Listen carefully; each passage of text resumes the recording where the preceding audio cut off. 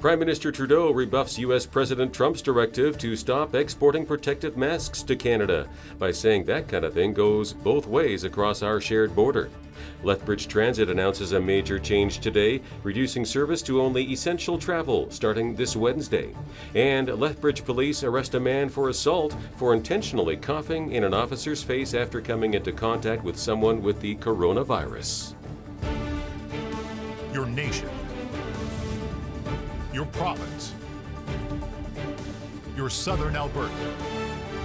From the heart of Lethbridge, it's Bridge City News with Paul Arthur. Thanks for joining us. Open trade between Canada and the United States in medical supplies, drugs, and even health workers has to be protected, Prime Minister Justin Trudeau says. This week, U.S. President Donald Trump told major manufacturer 3M to stop exporting critical N95 masks to Canada as worldwide demand grows. We've been working very closely with the Americans to highlight what Canadians know very, very well, that the level of integration between our economies goes both ways across the border, that we are receiving essential supplies from the United States, but the United States also receives essential supplies and products and indeed healthcare professionals from Canada every single day. I think of the thousands of nurses, for example, who cross the bridge in Windsor to work in the Detroit medical system every single day. These are things that Americans rely on, and it would be a mistake to create blockages or reduce the amount of back and forth trade of essential goods and services, including medical goods, across our border. That is the point we're making very clearly to the American administration right now. Trudeau also said that low-income Canadians will be getting a GST credit 1 month earlier than planned, sometime in April, and that will amount to $300 for every qualifying adult, plus $150 for each child. The Canada Emergency Response Benefit will also be rolled out this month, valued at $500 a week for up to 16 weeks.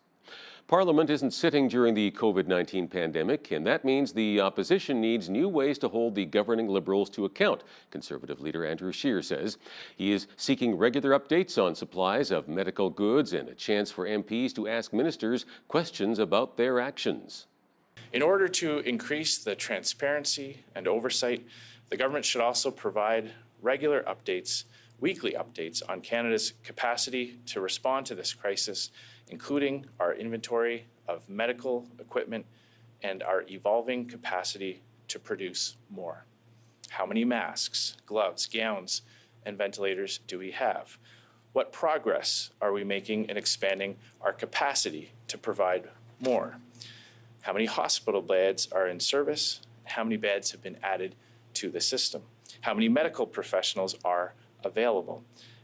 And how many more are being added to that system? Do we have enough supplies for the various scenarios that the government has modeled? These updates should include projections for at least the next 6 months. Now, Mr. Trudeau says his government is being guided by the evidence, so it's time to release that evidence. Our parliamentary reporter Ray Fillion sat down with Hal Roberts and discussed some of the enormous costs to taxpayers piling up with the government's response to the pandemic. Just to give you an idea of the numbers here, how much money is being spent by the federal government, the wage subsidy that was recently announced is going to cost $71 billion to the federal government. The emergency response benefit, they estimate it will cost $24 billion. $85 billion worth of tax deferrals have been announced. The credits for businesses are worth, according to the latest estimate, $25 billion right now. $40 billion in liquidity have been injected or are being injected into the economy right now, and another $10 billion of other miscellaneous measures. So add everything up, you're looking at a total price tag for now of $255 billion. And I say for now because Justin Trudeau and his finance minister keep saying this is only the beginning. We're likely into this mess for months. You can catch the full interview coming up right after business news. The government of Alberta updated its COVID-19 numbers today and also announced the official launch of the Alberta Bits and Pieces program, which invites individuals and companies to offer whatever they can to help combat the coronavirus.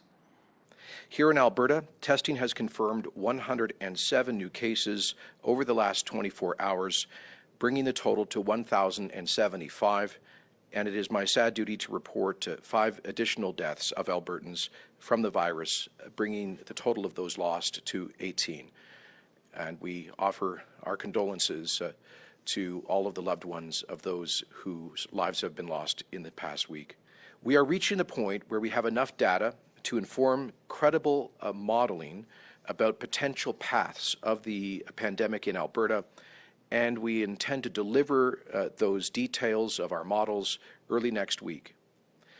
I can assure Albertans today, however, that the modeling indicates that we have the healthcare equipment, personnel, and supplies needed to cope with anticipated hospitalizations, including in intensive care units and including the usage of ventilators. And today we are launching an expanded version of this.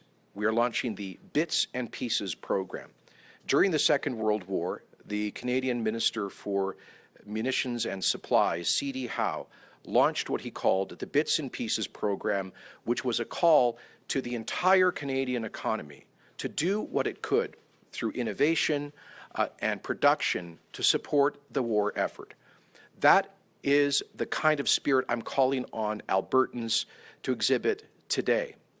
If you are a manufacturer, if you produce goods that could be in any way useful to this fight against the pandemic, we ask you to come forward, offer your help, and show us the kind of Alberta spirit in innovation, in production, that we can generate to help fight the pandemic.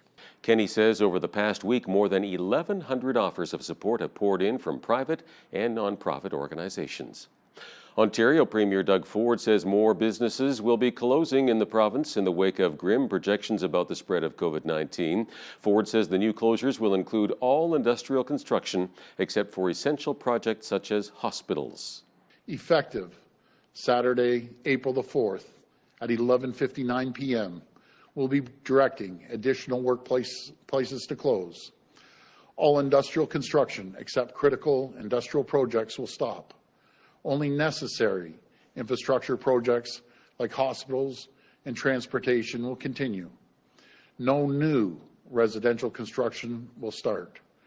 Those few sites that will remain open will be placed under the highest level of scrutiny possible. Starting this Wednesday, Lethbridge Transit will be closed to all non-essential travel. The move is to ensure safety during the COVID-19 pandemic. The city will be shutting down all routes and operating by appointment only. Transit manager Scott Greco explains how you can sign up to ride. Reservations can be made booked in advance through our online system. So you would submit your reservation and you can either subscribe. So if you wanted a ride every day, you can actually subscribe to have your trip booked every day at the same time. But that has to be done a week in advance. But if you have a subscription, you can have that ride coming every day. Reservations must be made by 4:30 p.m. and the city will provide a time and location for pickup. There will be no door-to-door service. Lethbridge police have charged a 27-year-old man who admitted to a possible COVID-19 exposure with assaulting a peace officer after he intentionally coughed directly in the officer's face. The event took place at about 10:30 last night when police went to a Northside home to investigate a report of domestic assault. The man was already in breach of the conditions of a release order and is now in custody awaiting a judicial interim release hearing. Lethbridge police discovered a loaded handgun, drugs, stolen IDs, and nearly $20,000 in cash yesterday after conducting a search warrant related to drug activity at 2 homes along the 1300 block of 15th Avenue North.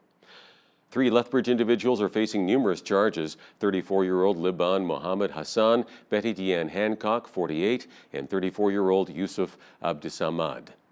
Truck drivers provide a very necessary service to our community, and as Micah Quinn explains, the trucking industry is taking this news of COVID-19 in stride and sharing positivity during this tough time. Kevin Coy has been a trucker for almost 20 years and says that for him, COVID-19 has not affected him as much as some people might think. We're secluded, we're in our own trucks, windows are rolled up most of the time, and in a given week I may meet 3 people. 4 people total. You know, the customs officer at the window, the person that unloads my load, and the person that reloads my trailer, and then customs again on the way back. And that's about it. Other than maybe going shopping once a week for groceries, I try to limit my contact with other people quite a bit. Coy says that social distancing has been enforced for truckers. We've been issued disinfectant sprays, wipes, Clorox wipes, hand sanitizers. We're also aware of the social distancing requirements by the Canadian government, the Alberta government, and Canada Customs. They all, give us their say. CJD Trucking says that COVID-19 has changed the way truckers go about their day-to-day. They're finding out what places along the line do have food so that they can access food, washrooms, and shower facilities, and that's been a challenge. Nelson says he chooses to seek the positive messages instead of the negative surrounding truckers. And I think the negative impact on social media has caused some people to change their minds. You know, it used to be you couldn't walk up to a Tim Hortons or a McDonald's to the drive-through, and that's changing. I see that as well. There's positive on there, and that's what we choose to focus on, is the positive. With trucking being an essential service and the Government of Canada keeping the U.S. and Canada border open, it will be business as usual for truckers. For Bridge City News, I'm Micah Quinn. The Government of Alberta is supporting 9 nonprofits to provide food assistance to vulnerable K-12 students and their families. We've been really blessed to be granted $300,000 by the provincial government through the nutrition response due to the COVID-19 crisis. And basically the funds are to be able to continue supporting our children and families who were receiving lunches and breakfast throughout their school year. But now that the schools are closed, they're at home, and we want to continue supporting that, being able to provide those nutritious supplements so that they can continue receiving education and learning while they're at home. Altogether, the province is rolling out $3 million in funds in addition to $15.5 million for school nutrition programs. With COVID-19 restrictions keeping employees at home, many people off work want to give back to the community despite unforeseen circumstances. I was actually scrolling through Facebook and I seen an ad and they said that they needed some help here, and I figured I have some time and may as well use it doing something good, something to help people out. Everyone is so kind. Like, all the different volunteers that come in here, they're just so cool. The guests that we get to serve, their stories are incredible. They're incredible people. I absolutely love getting to come in and see them and say hi and put a smile on their face, and they put a smile on my face. It's great to see so many people paying it forward. And the need for volunteers seems to have increased since the COVID-19 pandemic started. My City Care here in Lethbridge is looking for more volunteers to help pack food hampers, hygiene kits, and delivery drivers for these supplies. We're busy down here at the office, so we're packing hampers and clothing bags, and we're preparing backpacks with school supplies and hygiene kits, and we have lots of things going on in the community. So we're also delivering meals to one of the self-isolation sites, as well as we just have our drivers delivering hampers for the food banks and for My City Care. So it's been really busy. If anyone wants to get involved, they can contact Carol at myvictory.ca, and we can get you all the information you need. Tribble says that there are over 80 volunteers now with My City Care. On the heels of the Alberta government's recent announcement of transferring funds out of education and into the COVID-19 response, both of Lethbridge's public school boards have announced temporary layoffs. Staff affected include educational assistants and early learning speech language assistants, child and youth care workers, library clerks, library technicians, and receptionists. The layoffs will begin April 30th. Once in-person classes are able to resume, Education Minister Adriana LaGrange said funding will be restored. Ghostbusters fans in southern Alberta will have to wait even longer for the premiere of the film, which was taped in Fort Macleod. The latest film in the Ghostbusters franchise recently had its July release date pushed back to March of 2021. A special screening of the film will still take place next year, and the town says it will be something for people to look forward to after being socially isolated. We are getting some great promotion as the town of Fort Macleod, which is always a good thing for us. And you know, really and truly, quite frankly, come next March, based on how long this COVID-19 virus has a stranglehold on us, we'll be all ready for a big celebration of some sort, or maybe a few celebrations, quite frankly. I think people are going to be really keen on getting out and seeing each other and visiting with each other. Our our best guess estimates are what we're hearing is this is going to be a long haul challenge for the world, not just a couple months and it'll be done. So we all have to take it seriously. We all have to do our part to keep everybody healthy and safe. But we will be looking forward to having the party when this is said and done and we get a handle on this virus. A date for the event has not yet been set, but a planning committee will meet this summer to sort out the details. Detroit's Henry Ford Health System will lead the first large-scale study in the U.S.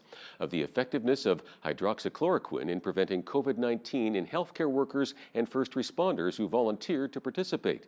There's been a lot of talk about this drug, which is commonly used to treat malaria and arthritis, but up until now, only one small study has been conducted in Europe. The drug hydroxychloroquine is being used now for people who have the virus and have some symptoms. The study is meant to look at this drug for these people who get exposed, and we want to make sure they don't develop symptoms and don't develop the disease. This study looks at whether or not taking hydrochloroquine before you get sick will prevent you from getting COVID-19. We need this in our front lines for our Detroit police officers and EMTs, but also our healthcare workers, people in the emergency room and in our intensive care units.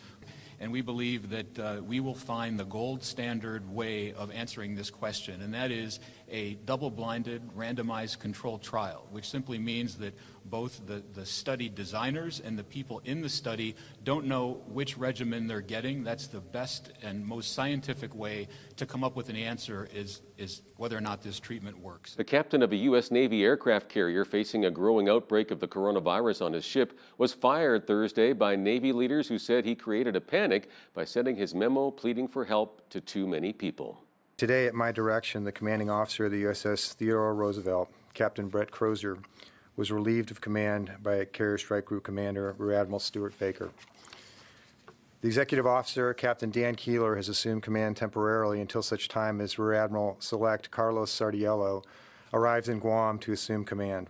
We all understand and cherish our responsibilities and, frankly, our love for all of our people in uniform. But to allow those emotions to color our judgment when communicating the current operational picture can, at best, create unnecessary confusion and, at worst, provide an incomplete picture of American combat readiness to our adversaries. When the commanding officer of the USS Teddy Roosevelt decided to write his letter on the 30th of March 2020 that outlined his concerns for his crew in the midst of the COVID-19 outbreak, the Department of the Navy had already mobilized significant resources for days in response to his previous requests. On the same day marked on his letter, my Chief of Staff called the CO directly at my direction to ensure he had all the resources necessary for the health and safety of his crew.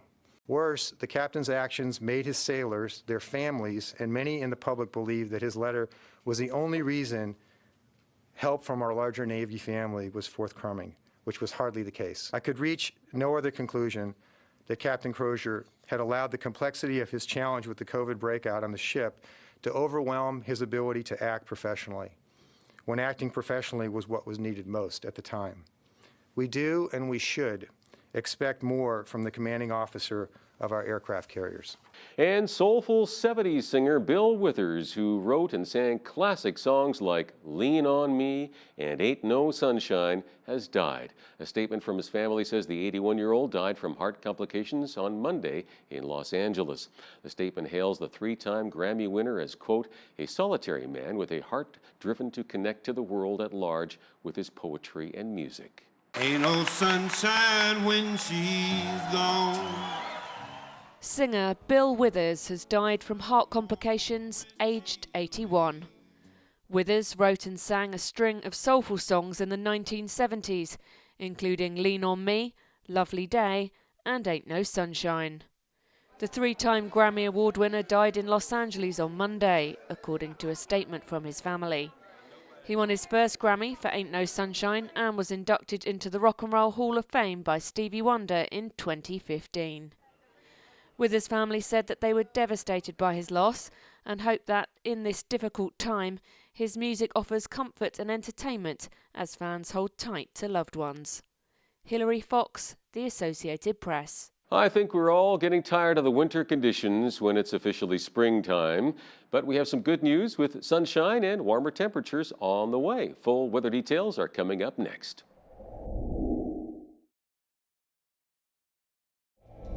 Let's take a look at the long-range forecast for southern Alberta.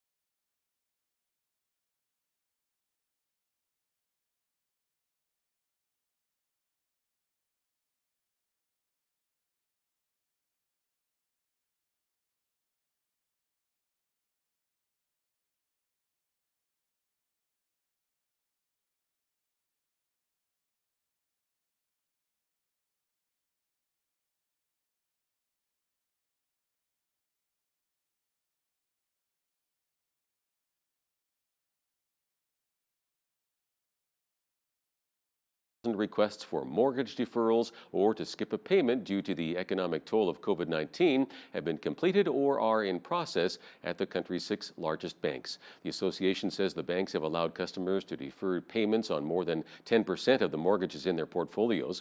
Canadian banks announced a mortgage deferral program over 2 weeks ago, saying they would allow customers to defer mortgage payments for up to 6 months, among other changes.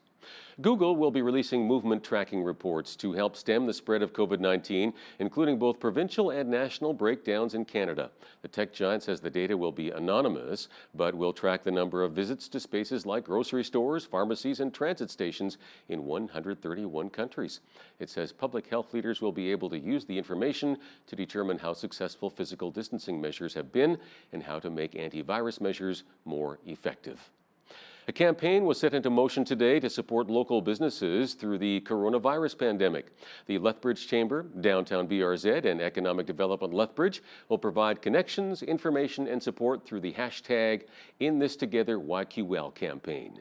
I think we don't really quite know the impact, but it's going to be significant, and that's why campaigns like this are important, as well as the other work that the task force is undertaking to try and get people back on their feet as quickly as possible. So we thought In This Together really showcases the partnership that we've already had going, but it shows that we want and we need to be in this together. We need to work together. We need to find creative ways to showcase what small businesses are doing, small, medium, large businesses, any business in our region, because we know we're having to adjust and make changes to our business plan. Now more than ever, being in it together is an important thing to do for the success for downtown businesses and businesses throughout the community. So we know that a lot of our businesses, as Trevor said, are pivoting into different business models, which is exciting. And we just need to continue on promoting and supporting those local businesses. Participants are encouraged to post as many times as they would like, and the more someone posts a business, the greater the chance they have of winning a gift card. Now here's a look at today's markets. The TSX was down 159.5 points to 12,938. The Dow was down 360.91 points to 21,052. The S&P 500 down 38.25 points to 2,488. And the Nasdaq also down 114.23 points to 7,373. Oil was up $3.68 to $29 per barrel. Natural gas was up 11 cents to $1.66. Gold was up $6.82 to $1,620.81 per ounce. Silver down 10 cents to $14.39 per ounce. Wheat came in at $244 per metric ton, barley $240 per metric ton, canola $464 per metric ton, and corn came in at $258 per metric ton. Live cattle were down $2.23 to $80.85. Feeder cattle also down $3.55 to $108.10. And lean hogs were down $4.50 to $48.33. The Canadian dollar was down on the day at 0.7039 US. Recapping one of our top stories this hour, Lethbridge Transit announced a major change today, reducing service to only essential travel on a basis of making reservations ahead of time. The new rules will start this Wednesday. Our parliamentary reporter Ray Fillion sat down with Hal Roberts and discussed the latest on the government's response to the COVID-19 pandemic, including some of the enormous costs to taxpayers that are beginning to pile up. That interview is coming up after the break. According to a recent poll, more than 90% of Canadians believe that governments should get tough on people who do not self-isolate when they're sick or practice social distancing. To talk more about it is our parliamentary reporter, Ray Fillion, joining me now from, looks like his office in Ottawa there, self-isolating himself. Ray, here in Alberta, folks can now be fined around $1,000 or higher for not following the rules. And in Ontario, Toronto Mayor John Tory is considering locking down the entire city because people just don't get it. They're not keeping 2 meters apart. Absolutely. And I heard of a guy just this morning who threw a party in his backyard last night, somewhere in Brampton in the GTA, the Greater Toronto Area. There were 20 people in his backyard. He's going to be getting a $100,000 fine. That's an expensive party. So, yeah. Wow. Yeah, and it's happening more and more. I know the mayor of Montreal, the mayor of Ottawa, mayors across the country have been warning their citizens, look, get serious with social distancing or else you're going to be facing some major fines. And according to polls, that's exactly what most Canadians want. They say there's a global research poll whose numbers I have here. 72% of Canadians believe that those who ignore quarantine should be fined, and 47% believe they should be thrown into jail. 79% of respondents to the same poll say prize gougers, and there have been a few of those across the country, unfortunately, should be fined. 56% believe they should go to jail. And the people behind those nasty text messages and emails you're getting promising a cure, you know, some magic vaccine or a pill that will make COVID-19 go away, 84% of respondents say they should be arrested and fined, and 74% think they should be put behind bars. So there you have it. Mayors are getting tough, police are getting tough across the country, and that's exactly what most Canadians want. And you know, I looked at some of the polls as well that we've seen too. 90% want Canadians or want the governments to do something to help out Canadians. Now, Ray, Ottawa is spending huge amounts of cash to deal with this COVID-19 pandemic, and there's no chance of balancing the books anytime soon, is there?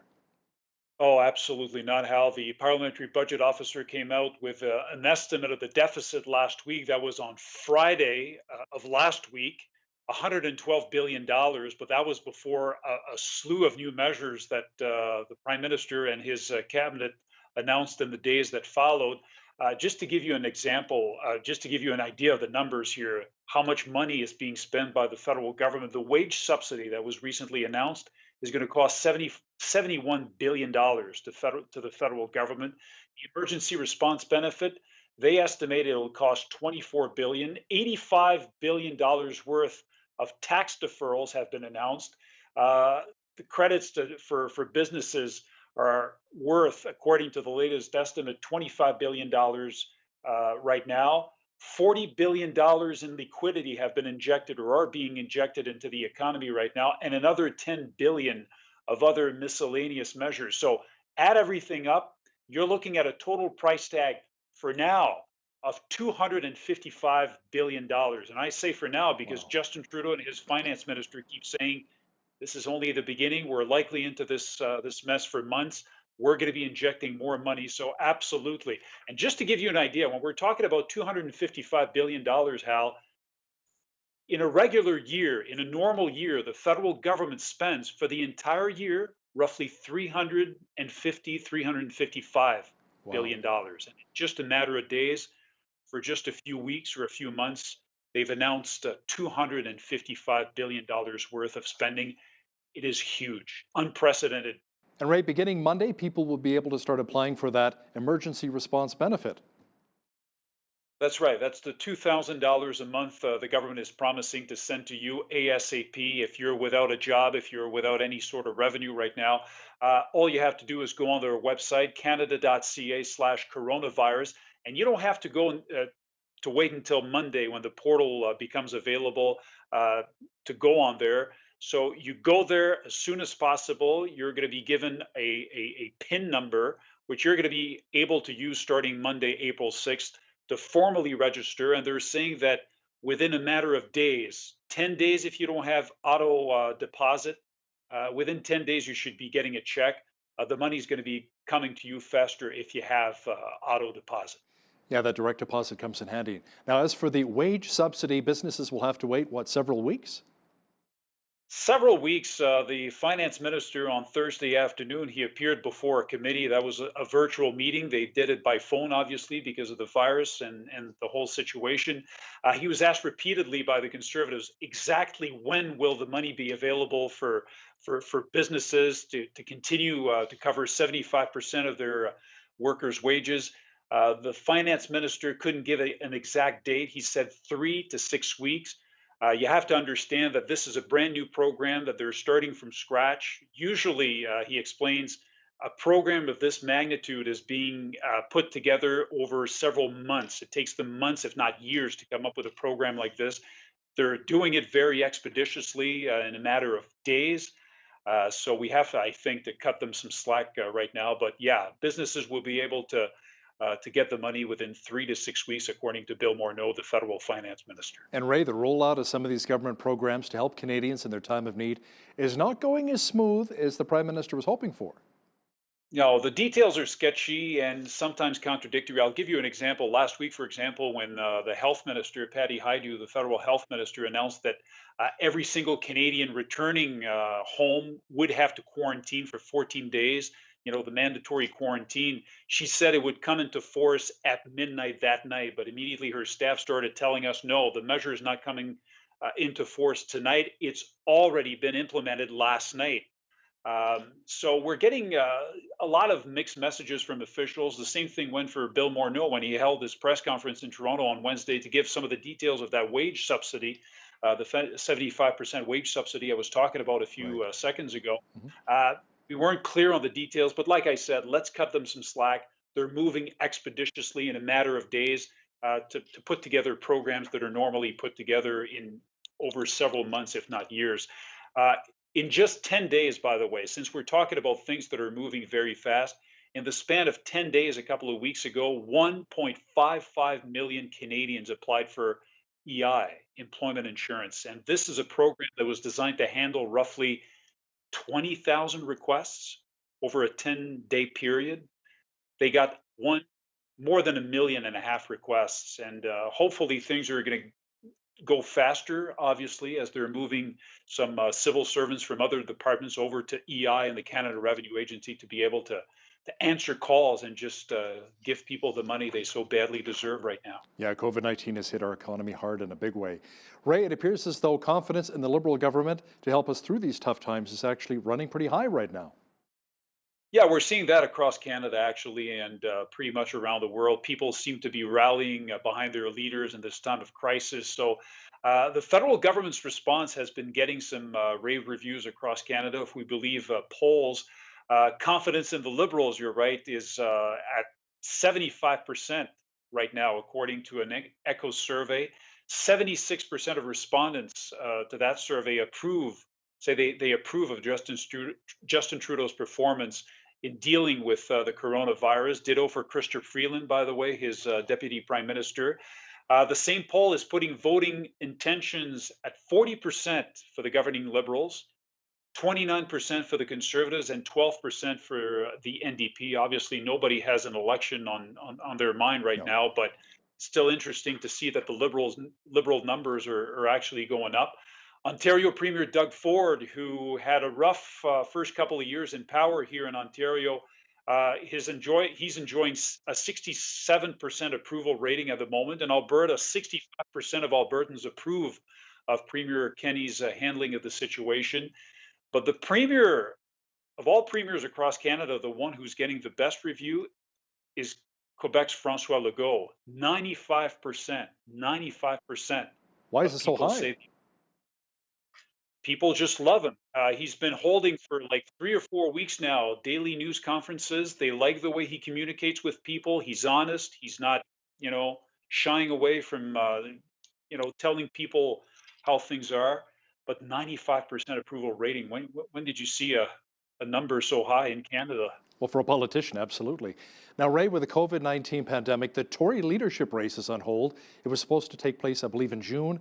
And not everyone is happy about it, including Peter MacKay, who is considered one of the frontrunners.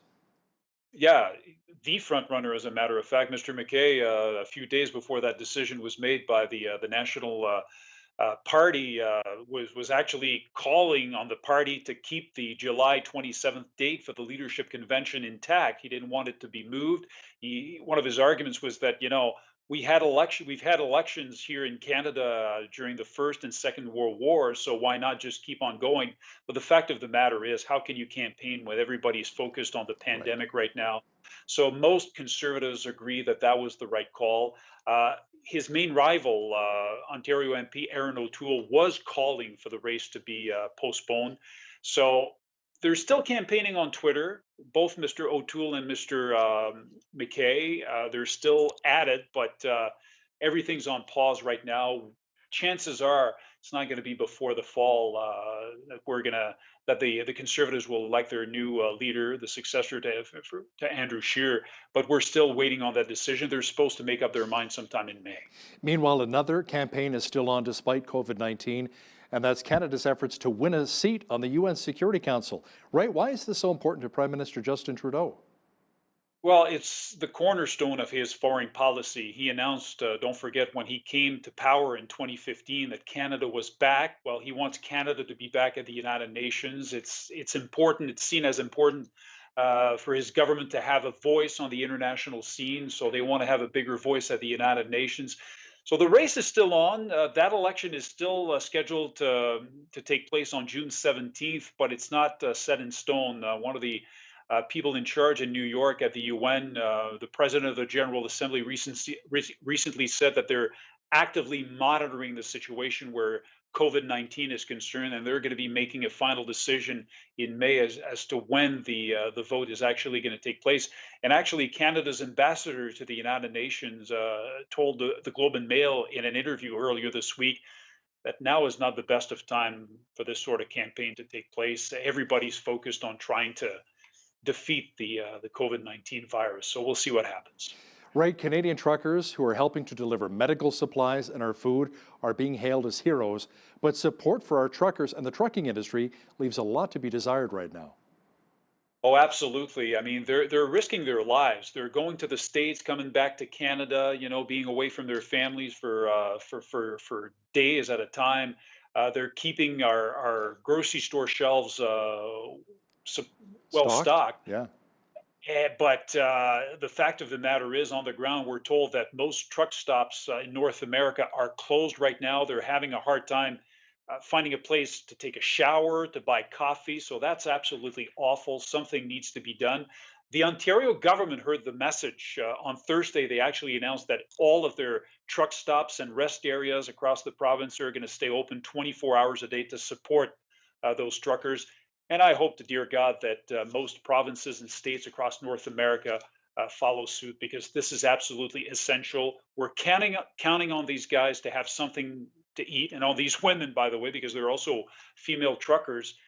We're counting on those people, to have food on our table every day.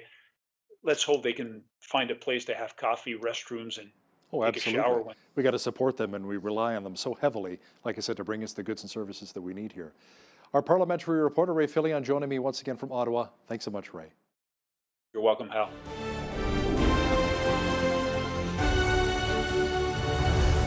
Lethbridge East MLA Nathan Newdorf joins me now in studio. Nathan, we're going through some really challenging times with the COVID-19 pandemic, and a lot of people are upset recently with the UCP government and cuts to education, and rightly so, especially when it affects the EAs or educational assistants. People are not happy. That's absolutely true, Hal. It's a very challenging time, and these people, the educational assistants, the custodians, the bus drivers have been doing an exceptional amount of work, really working with some of our most vulnerable kids. And to make that change right now is very challenging. It was done predominantly because many of these individuals would be laid off for the summer months coming up right away. And the education ministry and the government is trying to do their part in limiting expenses wherever they can to redirect those resources to healthcare to help address the COVID-19 crisis. Now, some of those EAs were still established contact with their students online. And I will be seeking further clarity to that. This is very, very challenging, but nobody is immune from the economic impact of COVID-19. Private sector has been absolutely ravaged and devastated, right? Devastated, and now we see some of the impacts to public sector as well. It is an extremely challenging situation to balance costs and the economic costs as well as those jobs, because we can't damage both public and private at the same time. Those are the two legs that we stand on, and we need to be aware of that for sure. I mean, the schools are still open right now, just classes have been canceled. A lot of the students staying at home, parents are learning how to teach their kids at home, right? Homeschooling right now. Any idea when potentially the kids would be allowed to return to class? I think that'll be up to the chief medical officer. Obviously, we have to get through COVID-19 first. We've seen the numbers continuing to climb, although yesterday the numbers were down a little bit, which is hopeful, but it's far too early to say that we're through the worst of this yet. Let's also talk about the economy, and like you said, it's been devastating on small, medium, and large businesses in our province. In particular, the fact that oil is like $22 a barrel. We see it at the pumps as well. You know, gas is down to 73, 72 cents a liter. In some areas, Walsh, Alberta, outside of Medicine Hat, was $44.9.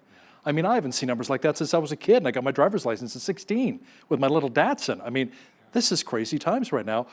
How is the price of oil really impacting our economy here? We rely on it heavily, do we not? It is massive. There are two waves to COVID-19. The first wave is health and safety and trying to maintain that. The second is the massive economic impacts that we'll have, and we're just seeing a glimmering of that at this point. But the potential for our economy to be able to recover is a massive focus of the Premier, Cabinet, and all of caucus to say we will get through COVID-19. We will get through the health crisis. We will do the absolute best we can. That's why we're taking the stringent measures that we are. But the next step is how do we retain absolutely core pieces of our economy? Private industry, agriculture, the food supply chain, the oil and gas sector. We have to be able to maintain those basic essential parts of our economy so that we can have something to build on when we recover. And forget about balancing the budget for the next short term. I mean, the UCP was relying on, what, $58 a barrel? Hopefully maybe next year, 63. That doesn't look like it's going to happen now.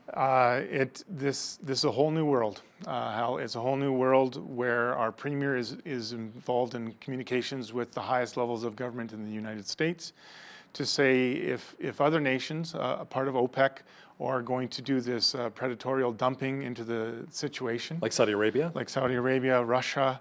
What can we, as North America, maybe the USMCA partnership agreement between Canada, the United States, and Mexico, what can we do to stabilize our economy, make sure that we're on solid foundation first? Why are we allowing other dictatorships around the world to influence us to such great measures? I think you'll be seeing some more announcements to that very, very shortly. Some people I was speaking with as well are not happy about this fine up to $1,000 if you're caught gathering in groups over 15, or maybe you're not self-isolating if you have symptoms of COVID-19. They're saying that's a little extreme. What are your thoughts? Well, maybe it is a little extreme, but extreme times demand extreme measures. And there are some of those in our society that are not taking this seriously. But the spread of this virus is can be absolutely devastating for a population. Now, I would like to just make a shout out. We know we have 5 cases in Lethbridge. Those 5 individuals have done a phenomenal amount of self-restraint and just staying at home. Self-isolating. We have not had that continued community spread. That is just a testament to how seriously they have taken it. So we don't have that here right now, and we want to keep it that way. We want people to really understand it only takes one person to go into a scenario, whether it's a shopping mall or a seniors complex, and spread it to a potential much more at-risk population. So people need to understand this is very, very serious. If we can stop this now, we're on the quick path to economic recovery. It's all about flattening the curve, obviously, but we're not telling people to just stay home specifically. They can still go out, enjoy the parks and go for walks, just keep the 2-meter distance apart, correct? That's correct, yeah. We don't have police in every aisle. We don't have a police state. We just need people to know this is very serious. There's things that they can do, wash their hands very simply, and be aware that COVID-19 spreads predominantly by contact. So you touch your face, you touch an object like a handrail, and then someone else touches that as well. That's the transmission of COVID-19. So if we can stop that, wear gloves or don't touch things, make sure you wipe things down, whether you shop for them and bring them home and wipe them down. How about filling out at the gas pumps as well, Filling up right? at the gas pump, Right. make sure those kind of things. I was at a gas station earlier this morning and I saw the attendants out there immediately after I left, wiping it down. So people are getting the message, and that's where social distancing comes into play. Now, the province is putting an official request through the federal government to deem the entire food supply chain as an essential service. Can you explain really what that means? Well, that means from field to plate, everything in between. We need food to survive. That's obviously a very, very simple thing that we need to have. We also need to have confidence in it. If people are worried that their food is not clean or not safe to consume, we have a very, very significant problem. So farmers, including their seeds and their fertilizers and their watering to be able to get those crops grown, right to the harvesting, transportation, trucking industry, they do an essential service for us, and then right to stocking the shelves in the grocery stores. People need to understand that this is how we have food, and not only do we supply food for here in southern Alberta, but we really supply food around the world. And we are one of the best quality, the safest places to grow and consume food. We really need to protect that. What are some of the challenges farmers in our region are facing when it comes to the COVID-19 pandemic? What are you hearing? Well, I'm hearing a lot of them, they are worried about their fertilizer, being able to get that. They're worried about getting their fuel, making sure that they can get their tractors in the field and their crops planted. They're worried about the trucking industry, making sure that part of the supply chain stays operational. And right down to railway as well, making sure that their crops in the fall can continue to make it on rails.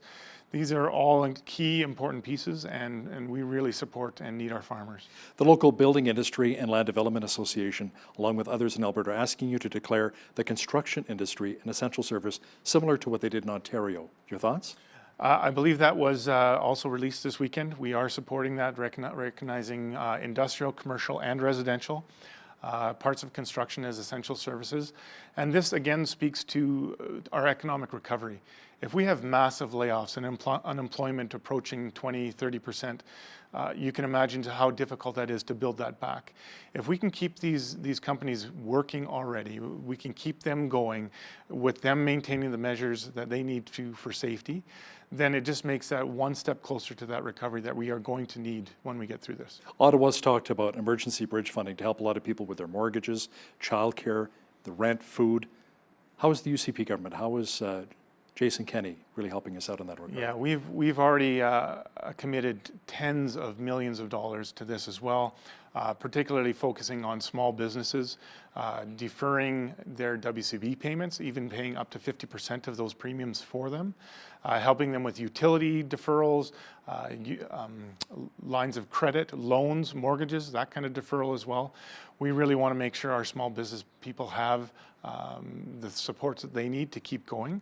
To be able to pay income payments to cover that, we just don't have the economic capacity to do that. But we want to make sure that as many of them can keep working as possible through this. That's the important thing. Lethbridge West MLA Shannon Phillips is saying the province really should match Ottawa's increase of $300 per child with the Canada Child Benefit Program. Any word on this is actually going to happen? At this point, the province is not considering that. We've gone in different directions to try to keep people working, to try to stop the spread as quickly as possible so that we can get them back to work. Some of those daycares for essential workers have been reopened to help those people with the children so they can be a part of the work. I think as we see the stop of the spread, we'll see those things come back more and more quickly, and that's where we are choosing to put our supports right now. I understand as well, Nathan, that BC is looking at providing $500 a month rent for a period of 4 months to help out anyone not able to pay their rent, similar to my kids actually in Ontario right now. Is Alberta considering something similar? Not right at this time. What we've done instead is we've put a moratorium on evictions for the month of April alone. This doesn't mean that tenants don't have to pay the month of April's rent, that they get off scot-free. This is not blanket, but what we want to do is we want to make sure that those who need help seek out their landlords and come to an arrangement to make sure that those payments are made in a deferred way that they can manage. There's lots of supports out there for the emergency interim funding from the Alberta government, $1,156, I think it was, one-time payment to cover 2 weeks to help them cover the rent. But landlords as well need to make sure that they continue to have that income so that they aren't put at threat. And they need to know that this is a 1 month deferral only, and that tenants need to work with them to make sure they make an arrangement. Tenants just can't refuse to be paid. If they do that, those evictions will be back on the table in the month of May. I'm worried for a lot of our small business owners here in town who have told me specifically, Hal, 2 more months of this and we have to close our doors permanently. Yeah. That's a scary situation, considering how many small businesses, how many people they employ across the province, small to medium businesses. Absolutely. I think seeing our Premier fight for that 75% wage coverage by the federal government, which was announced last week, that was a major step in the right direction to help our small and medium-sized businesses. But we need to get through this quickly. I think that's what speaks to our extreme measures for COVID-19. That's the source of a lot of this. If we can get through that quickly, again, we've said it many times, the quicker we can get back on our feet. But we know this can't be sustained by small businesses for long. Premier Jason Kenney has put together this Economic Recovery Council, has some pretty heavy hitters on the roster, including former Prime Minister Stephen Harper. Any word yet on some of their recommendations? No word yet. They were just assembled last week, but I am sure they're having conversations. I'm sure that they will have recommendations. Those kind of minds in the room to say, here's measures and here's steps that the government can do to help us get back on our feet as quickly as possible. What recommendations would you bring to the Premier on behalf of Southwestern Alberta and Lethbridge here? Well, the economic stimulus, I think it has been shown in the past that there's times for governments to spend and times for governments to restrain. Obviously, we were elected on a platform for spending restraint. We realize that in the terms of this crisis, a global pandemic, is not the time to do that. We need to inject some capital into the markets to allow people to get back to work, to show that confidence in those workplaces so that people can have a job. And when they're working, when they're providing for their families, when they're paying their mortgages, when they're paying their loans, that's what really gets things going. And we need to see that as quickly as possible. So I'm hoping for that stimulus package. There's a few projects in Lethbridge I've spoken to before, whether it's with help from the federal government for the airport, whether it's help for our ag industry in terms of Highway 3 twinning or the exhibition park expansion. These are some of the really key ones. There are others on the table that are being communicated. Some of that could be deferred maintenance both at the university and the college, but there's a lot on the list that we can speak to and I have been speaking to for Lethbridge and area. How about our healthcare industry right now? Obviously it's being strained with COVID-19. Any chance of bringing back some of those public sector workers, some of those nurses? That is part of the $500 million package that was announced earlier on by our government, is meant to provide the funding, not just for materials, but also for support positions. There are talks right now about advancing LPNs and RNs who were very, very close to graduating, seeing what we can do to see if we can get them inserted into the workforce, because we need more help, not less. Now, you're the MLA for Lethbridge East, which historically in the past has had a lot of Liberal support, NDP support, And you've had some challenges, I guess, in that riding as well. Some people have even suggested maybe you sit as an independent with all of the cuts right now that the UCP is making. Tell me a bit about that. Yeah, that has been put forward to our office. I think a lot of people in Lethbridge have in the past been on the left side of the scale or liberal in their thinking. This last election, I think they were looking for change, which gave me an opportunity to win that seat. And I've said all along, it's very challenging as a publicly elected member to stay true to the platform that you were elected upon and the promises made there, which I hold very seriously, as well as represent the individual nature of your constituency. Lethbridge East does have a very, very diverse economic makeup. There's as many provincial and publicly funded employees as there are private. So that thinking is different. So I find myself between those two tensions. But right now, in the middle of a crisis, is not the time to invoke a by-election or create division. Right now, it is my job to work within the system that we have, work in cooperation with the MLA for Lethbridge West, to work with the opposition, work with the government, and make sure that we are doing everything possible to keep our people at work, keep our people safe. Again, a shout out to those people who are working within our healthcare sector, doing an amazing job putting themselves on the front line, putting aside their contract talks, putting aside their concerns, and working on our behalf. Lethbridge East MLA Nathan Neudorf, thanks for joining me in studio today. Thanks, Hal. Appreciate it. On behalf of all of us here at BCN, I'm Hal Roberts. God bless, and thanks so much for watching.